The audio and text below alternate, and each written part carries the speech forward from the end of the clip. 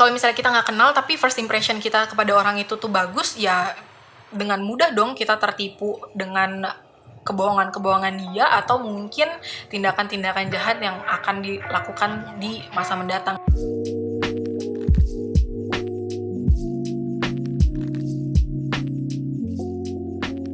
Hai, balik lagi sama gua Noven dari Dalam Perspektif. Dan di sini kita bakalan ngobrolin tentang game yang lagi viral, yaitu game Among Us dari sisi psikologis. Nah, teman-teman bagi yang udah tahu game Werewolf dulu kan sempat banget viral. Nah, game Among Us ini kurang lebih mirip lah sama game Werewolf, cuma bedanya kata orang sih lebih menarik. Nah, misinya doang sih berbeda, jadi mereka itu diumpamakan di dalam satu ruang angkasa dan mereka ini sebagai astronot. Jadi semua playernya sebagai astronot, cuma mereka dipecah menjadi dua tim. Tim yang pertama namanya crewmate. Jadi tim crewmate ini diandaikan sebagai tim yang baik. Sementara tim yang satu lagi namanya imposter. Tim yang imposter ini bisa dibilang sebagai tim yang buruk atau menggagalkan, tugasnya tuh menggagalkan si crewmate gitu. Jadi mereka bakalan berusaha menyabotase atau membunuh para crewmate yang ada. Nah, kalau misalnya dalam werewolf sih dibilangnya si werewolfnya gitu kan. Nah, terus dalam perjalanan luar angkasa ini, mereka bakalan bisa dikatakan berhasil kalau misalnya mereka bisa mencapai tujuan. Tapi dalam tujuannya itu, si crewmate ini diberi tugas kan, kayak misalnya benerin kabel, terus buang sampah, dan lain-lain. Nah, tapi si imposter ini tugasnya itu buat ngegagalin semua tugas-tugasnya si crewmate. Jadi, si imposter ini kan bisa ngelihat yang mana yang crewmate, yang mana yang imposter, jadi informasinya lengkap. Tapi kalau misalnya si crewmate, dia tuh kayak nggak tahu gitu siapa yang jadi imposter. Jadi mereka berusaha buat mengidentifikasi yang mana nih yang imposter, dan mereka ada voting gitu secara berkala, di mana mereka tuh bisa mendepak salah satu orang yang mereka curigai sebagai imposter. Nah, jadi si imposter ini bisa dikatakan berhasil kalau misalnya mereka berhasil membunuh semua para crewmate. Sementara kalau crewmate dikatakan berhasil itu kalau misalnya mereka berhasil mengidentifikasi siapa imposternya dan mereka depak dari pesawat ruang angkasa itu. Nah, buat kalian yang pernah main werewolf sebelumnya dan kedapatan menjadi si werewolfnya, kalian pasti pernah dong kayak ya berusaha meyakinkan orang bahkan dengan cara berbohong gitu. Nah, si game Among Us ini juga sama. Jadi ketika kita kedapatan sebagai si imposter, kita akan berusaha mati-matian untuk meyakinkan teman-teman kita yang lain, si para crewmate, supaya nggak vote kita untuk didepak dari pesawat ruang angkasanya itu. Jadi ibaratnya kita bakalan ngelakuin segala cara lah, bahkan sampai kebohong pun gitu. Kayak ya itu sesuatu hal yang wajar karena ya ini game gitu kan. Bahkan kita bisa mengalibikan orang lain sebagai imposter, padahal ya kita tahu sendiri bahwa kita sendiri yang jadi imposter gitu.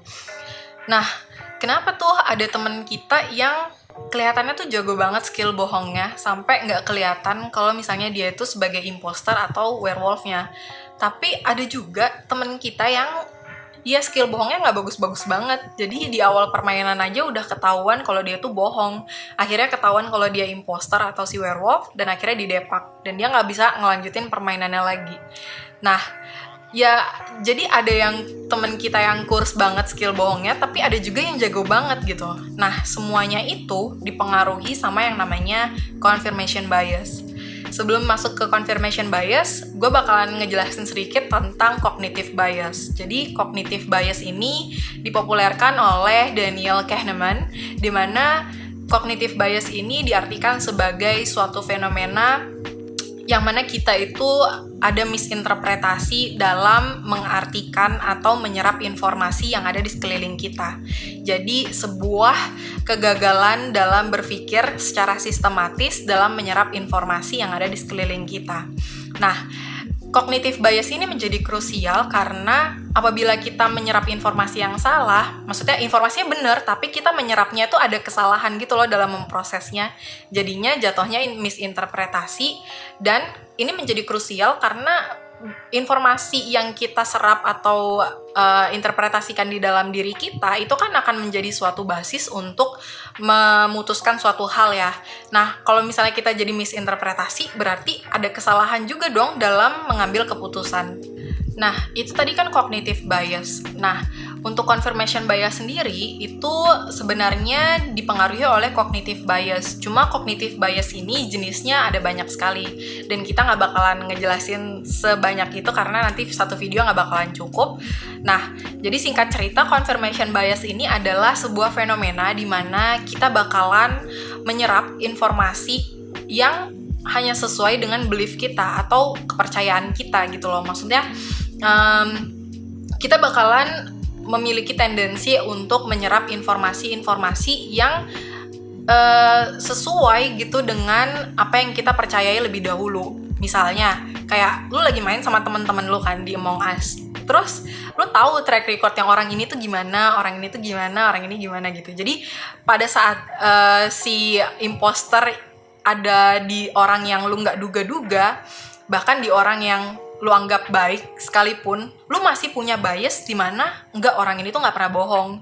Nah, itu salah satu confirmation bias di mana kita itu bakalan tendensi untuk menyerap informasi yang hanya sesuai dengan belief kita. Jadi si confirmation bias ini memang sangat berperan banget dalam menentukan jago enggaknya skill bohong dari si imposter dalam permainan game Among Us. Apalagi kalau misalnya permainan ini dilakukan bersama teman-teman yang memang kita udah kenal sebelumnya atau kita udah deket gitu. Nah, ada lagi nih kondisi yang menimbulkan bias dari permainan game Among Us. Yang pertama, crewmate meskipun jumlahnya mayoritas, tapi mereka tuh nggak tahu siapa yang jadi crewmate dan siapa juga yang jadi imposter. Jadi informasinya sangat minim. Kemudian yang kondisi kedua, imposter meskipun mereka jumlahnya minoritas, tapi mereka punya informasi yang sangat lengkap dan mereka bisa tahu yang mana yang jadi crewmate dan mana yang jadi imposter gitu. Nah, yang kondisi ketiga, imposter ini kan jumlahnya lebih dikit daripada crewmate ya. Jadi secara probabilitas pun kalau misalnya ada voting mendadak atau random kick lah, mereka tuh bakalan punya kemungkinan yang sangat kecil untuk didepak dari permainan karena mereka ketahuan sebagai imposter. Karena kan jumlahnya sangat kecil ya dibandingkan dengan imposter. Kecuali kalau misalnya memang si imposternya ini pernah ke gap, ya itu beda cerita gitu. Jadi dari 3 kondisi yang tadi sebenarnya kita tuh udah tahu banget bahwa menjadi crewmate itu sangat-sangat nggak menguntungkan. Ya mereka tuh bisa dikatakan sebagai mayoritas yang nggak punya informasi apapun gitu loh. Jadi dalam mengambil keputusannya pun ya ngawur, ya menduga-duga gitu loh, hanya spekulasi. Sementara menjadi imposter itu sangat menguntungkan karena meskipun mereka minoritas, tapi mereka tahu informasi dengan lengkap yang mana yang menjadi imposter, yang mana menjadi crewmate gitu. Nah, di sini confirmation bias akan beraksi. Kan kondisi awalnya ada ketimpangan kondisi yang tadi ya, antara si crewmate yang nggak punya banyak informasi dan si imposter yang punya informasi lengkap. Itu aja udah bias gitu loh, jadi ada ketimpangan di situ. Nah, mereka itu membuat kondisi ini, membuat imposter ini menjadi lebih powerful. Mereka bakalan ngeubah atau ngeset ulang si kondisi informasi yang pertama tadi menjadi sesuka dia gitu, karena kan dia tahu yang mana yang jadi imposter, yang mana jadi crewmate. Sementara si crewmate-nya kan nggak tahu siapa jadi siapa, ya kan? Jadi mereka bakalan, si imposter ini bakalan berusaha merubah alur game, atau ibaratnya mereka script writer lah. Mereka berusaha mengubah alur game dan membawa permainan ini menjadi skenario yang dia inginkan. Semakin dia jago mengatur alur cerita dari game ini, ya berpura-pura dan lain sebagainya, mereka bakalan bisa menang di akhir permainan. Nah, si imposter tadi kan memang lebih punya power yang lebih ya dibandingkan dengan crewmate, karena dia punya informasi yang lebih lengkap dibandingkan crewmate. Nah, mereka itu punya power yang digunakan sebagai tindakan untuk ngeset ulang kondisi pertama dari sebuah game. Jadi mereka akan pretending kalau mereka itu adalah bagian dari crewmate yang ya jatuhnya pura-pura baik aja, pura-pura ngikut, pura-pura nimbrung sama si crewmate supaya nggak dicurigain gitu kan. Nah, mereka tuh bisa melakukan dengan cara-cara seperti mengikut kegiatan atau aktivitas dari para crewmate, ngintilin gitu kan, supaya nggak dicurigain gitu, nggak pisah-pisah sendiri. Atau mungkin pada saat ada sabotase, mereka itu justru pura-pura untuk ikut memperbaiki situasi. Nah, dengan kayak gitu kan orang bakalan si para crewmate yang lain yang melihat imposter melakukan hal itu pasti kan kayak ngelihat, oh enggak, bukan dia nggak pantas untuk dicurigain karena ya dia kelihatannya baik kok, kayak gitu. Jadi first impression di sini main banget karena dia berhasil untuk ngeriset kondisi awal dari informasi yang kita nggak tahu, ya kan? Akhirnya skenario itu berlanjut dan akhirnya ya kita jadinya susah buat ngidentifikasi yang mana yang imposter, yang mana yang crewmate. Nah, imposter-imposter yang jago itu mereka memanfaatkan confirmation bias sebesar-besarnya dari para crewmate. Jadi mereka ya memanfaatkan aja kepercayaan orang lain bahwa mereka itu sebenarnya baik, padahal kan enggak, kayak gitu. Nah, jadi si confirmation bias ini secara fundamental adalah sebuah kesalahan dalam mengambil keputusan dan dipengaruhi oleh tendensi kita untuk mempercayai first impression dan tendensi kita sebagai orang yang bisa misinformasi dalam memproses sebuah fakta-fakta yang ada di lingkungan kita.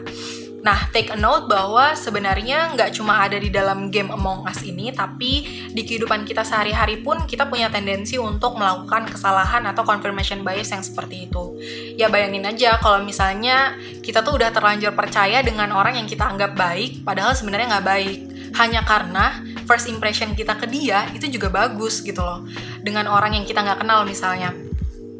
Kalau misalnya kita nggak kenal tapi first impression kita kepada orang itu tuh bagus, ya dengan mudah dong kita tertipu dengan kebohongan-kebohongan dia atau mungkin tindakan-tindakan jahat yang akan dilakukan di masa mendatang. Jadi kita kayak, enggak, kayaknya orang ini baik deh. Itu udah tertanam di mindset kita karena adanya confirmation bias ini. Nah, apalagi confirmation bias ini bisa banget terjadi di kehidupan kita sehari-hari kalau misalnya si orang yang niat bohong atau niat melakukan kejahatan ke kita itu emang udah tahu informasi sepenuhnya tentang kita gitu loh, sementara kita tuh nggak tahu sama sekali tentang dia. Jadi yang dia bisa adalah dia ngeriset alur cara berpikir kita kepada dia dan kita jadi lebih percaya. Padahal di situ aja, di kondisi yang baru mulai itu aja informasinya tuh udah beda banget, dimana mereka lebih tahu kita sementara kita nggak tahu dia. Katakan orang asing lah, orang nggak kenal gitu, tapi dia bisa tahu banget kalau kita tuh mudah atau rentan dibeginikan, dibegitukan, kayak gitu kan. Nah, akhirnya kita punya tendensi untuk hanya mempercayai first impression aja dibandingkan melihat fakta-fakta bahwa sebenarnya dia tuh orang asing yang kita nggak tahu asal-usulnya kayak gimana, dan kita juga nggak tahu sebenarnya gerak-gerik dia itu udah menunjukkan ke arah yang mencurigakan, tapi ya first impressionnya baik, jadi mindset kita tuh udah baik aja gitu. Gimana ya, susah juga. Nggak terkecuali juga kejadian confirmation bias ini bisa terjadi di kasus pengadilan, di mana informasi yang disediakan di dalam kasus pengadilan itu kan nggak semuanya lengkap ya. Maksudnya dalam satu kurun waktu orang yang diperkarakan itu kan kayak nggak mungkin semua-semuanya track record orangnya dan lain sebagainya itu ditampilkan di dalam situ. Jadi informasi yang disediakan pun tidak selengkap itu, akhirnya memunculkan adanya potensi confirmation bias dalam pengambilan keputusan di pengadilan. Nah, terus gimana caranya kita supaya tahu siapa yang imposter, siapa yang bukan? Sebenarnya secara statistik agak susah ya, karena para pakar percaya bahwa untuk kita bisa mendeteksi sebuah kebohongan secara benar atau secara akurat itu hanya sekitar 50%. Itu dengan catatan kalau misalnya si penebak tadi nggak punya informasi sama sekali. Tapi kalau misalnya si penebak itu punya informasi yang lumayan, maka yang berpengaruh dalam dirinya adalah cognitive bias. Tinggal seberapa besar cognitive bias yang terjadi pada sistem berpikirnya aja untuk bisa menebak secara akurat. Nah, di sini ada beberapa pointer yang bakalan gue share ke kalian sekaligus sebagai guideline supaya kalian lebih jago main game Among Us atau mungkin kita bisa menghindari penipu-penipu di luar sana yang melakukan tindakan kebohongan kepada kita. Nah, yang pertama, kita harus sadar dengan sepenuhnya bahwa kita itu sebenarnya mudah banget untuk dibohongin. Dan iya, nggak sesulit itu untuk mempercayai kebohongan dari orang lain gitu loh. Makanya kita harus sadar bahwa kita tuh sama seperti orang-orang lain di luar sana yang sebenarnya rentan terhadap sebuah kebohongan. Jadi kita harus mengakui bahwa diri kita tuh mudah buat dibohongin. Untuk konteks game Among Us cukup sampai di situ. Nah, tapi kalau misalnya untuk kehidupan sehari-hari, kalian perlu tahu bahwa orang-orang penipu di luar sana, mereka tuh juga mempelajari teknik-teknik atau literatur-literatur tentang persuasi. Nah, langkah pertama banget yang harus kita sadari adalah dengan meyakinkan diri kita juga bahwa kita itu mudah banget loh untuk dibohongin kalau misalnya kita tuh nggak hati-hati. Akhirnya dengan dari situ kita tuh punya awareness bahwa kita nggak mudah percaya sama orang, dan juga first impression yang akan menjadi bias itu nggak bakalan kita jadikan tolok ukur untuk menilai seseorang yang kita belum tahu track record dan kenal betul gitu loh. Nah, hal kedua yang harus kalian ingat adalah semakin banyak orang berbohong, maka dia itu akan semakin sulit untuk menutupi atau mempertahankan kebohongannya. Kalau misalnya dalam kasus game Among Us ini, ya misalnya nih, kalau misalnya ada situasi yang mengharuskan mereka untuk bereaksi secara emosional, itu bakalan mudah banget buat kita ngidentifikasi apakah ini beneran atau bohong gitu loh. Jadi reaksinya itu apakah dibuat-buat atau memang natural. Misalnya kalau misalnya ada dead body reported gitu kan, respon dari imposternya ini yang kita curigai apakah benar-benar kaget atau kagetnya itu bohong-bohongan atau dibuat-buat gitu. Nah, kenapa itu bisa kelihatan banget? Karena sebenarnya reaksi secara emosional seperti kaget, marah, sedih itu sulit banget untuk kita buat atau dalam tanda kutip bohongin gitu ya. Ya kalau misalnya lewat chat masih oke lah, karena kita nggak ngelihat respon mereka secara langsung kan. Tapi kalau misalnya dalam call atau misalnya dalam kita game terus kita barengan gitu kan, kita bisa ngelihat respon mereka, mimik mereka, wajah mereka, itu bakalan kelihatan banget yang mana yang bohongan, yang mana yang beneran kayak gitu. Nah, hal ketiga yang harus kalian tahu adalah kita mengibaratkan sebuah kebohongan itu adalah sebuah aktivitas dalam membangun fondasi. Jadi kalau misalnya ada satu part di atas yang nggak sempurna atau nggak sinkron, nggak match gitu dengan fondasi di bawahnya, maka itu akan bisa menghancurkan kebohongan itu sendiri. Jadi kebohongan itu bakalan ketahuan atau kelihatan gitu. Nah, setidaknya ada dua hal yang mempengaruhi kehancuran atau robohnya si kebohongan ini. Yang pertama adalah kelalaian dari si pembohong. Jadi si pembohong ini nggak sengaja mengeluarkan statement yang bertolak belakang dengan statement-statement mereka di zaman di sebelumnya gitu loh. Jadi bertolak belakang aja. Jadi nggak match antara satu statement dengan statement yang dia keluarkan di selanjutnya. Maka orang akan curiga dong, oh ini kenapa gitu, ada yang aneh gitu. Nah, yang kedua, si calon korbannya ini sebagai orang yang sangat observan. Jadi di hal yang kedua ini, sebuah kebohongan bisa bakalan runtuh kalau misalnya calon korbannya jauh lebih observan dibandingkan si pembohongnya. Observan dalam arti gimana? Orang ini bakalan, si calon korban ini lebih jeli gitu loh, lebih jeli melihat informasi-informasi yang disampaikan atau statement-statement yang disampaikan oleh si pembohong, apakah sesuai atau enggak, apakah ada yang aneh atau enggak. Dan juga si observan ini bakalan ngelihat ada diskrepansi apa enggak. Diskrepansi itu artinya ada perbedaan ya antara apa yang dilakukan dengan apa yang diucapkan. Jadi kalau misalnya ada perbedaan di situ, maka akan muncul kecurigaan bahwa ini adalah sebuah kebohongan. Nah, jadi untuk kesimpulannya, setidaknya ada dua hal yang bisa meruntuhkan sebuah kebohongan. Yang pertama, kita bisa melepaskan diri dari cognitive bias. Itu hal yang pertama yang kita bisa lakukan untuk meruntuhkan kebohongan. Yang kedua, kita bisa menjadi pribadi yang lebih observan dalam melakukan sebuah tindakan, terutama berkomunikasi dengan orang lain, atau kita bahasa lainnya adalah kita bisa lebih observan dibandingkan dengan si pembohong. Jadi kita bisa lebih cerdik, lebih jeli melihat informasi-informasi dibandingkan si pembohongnya tadi.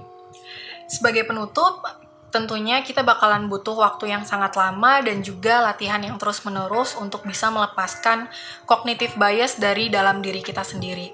Atau mungkin kita justru malah nggak bisa ngelepasin cognitive bias selama-lamanya. Ya, nggak 100% juga, tapi dengan latihan kita bisa mengurangi cognitive bias yang ada pada dalam diri kita, setidaknya kurang dari yang normal.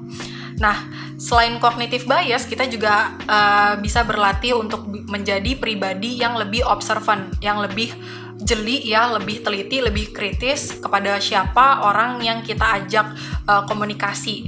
Nah, dengan begitu kita bisa tahu yang mana yang bohong, yang mana yang enggak, yang mana yang pura-pura, yang mana yang beneran gitu loh. Salah satu yang bisa kalian lakukan untuk berlatih melepaskan cognitive bias adalah dengan bermain game Among Us. Tapi setelah kalian melihat video ini, kalian coba deh untuk melepaskan prekonsepsi atau konsepsi dasar dari sebuah permainan ini, bahwa semuanya orang itu bisa aja melakukan sebuah kebohongan. Jadi coba kalian lepaskan prekonsepsi dan juga jadi pribadi yang lebih observan dalam permainan ini. Dengan gitu kalian bisa berlatih untuk melepaskan cognitive bias dan bisa mengidentifikasi orang yang mana yang bohong, yang mana yang enggak. Jadi kalian bisa tahu siapa imposternya. Kecuali kalau misalnya kalian jadi imposternya sendiri, maka manfaatin aja confirmation bias yang tadi gue udah jelasin. Thank you udah nonton video ini. See you in next video.